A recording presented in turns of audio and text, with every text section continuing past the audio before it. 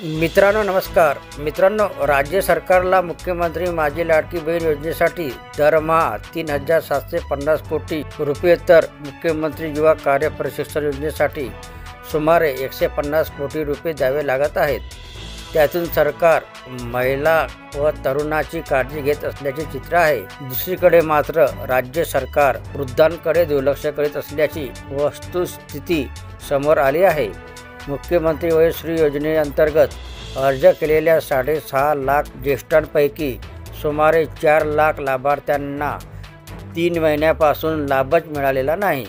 विधानसभा निवडणुकीत तत्कालीन राज्य सरकारने 6 फेब्रुवारी 2024 रोजी निर्णय घेत राज्यातील 31 डिसेंबर 2023 पूर्वी 65 वर्ष पूर्ण झालेल्या व त्यावरील ज्येष्ठ नागरिकांना मुख्यमंत्री वयोश्री योजनेतून दरवर्षी 3,000 रुपये देण्याचे जाहीर केले होते।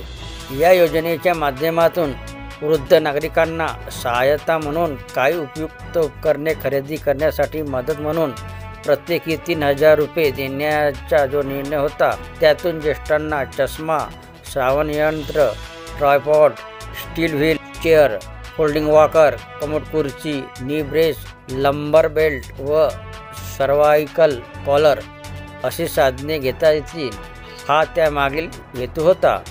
पण लाडक्या बहिणींना दरमहा लाभ देणाऱ्या सरकारने मागील 3 महिन्यात एकाही ज्येष्ठांना मुख्यमंत्री वयोश्री योजनेचा लाभ दिलेला नाही। आता त्यांना लाभ कधी मिळणार याकडे सर्वांचे लक्ष लागले आहे। तर हे होते मित्रांनो ज्येष्ठ नागरिकांकडे सरकारने दुर्लक्ष केल्याबद्दलची माहिती आवडली असेल तर चॅनलला सबस्क्राईब करायला विसरू नका।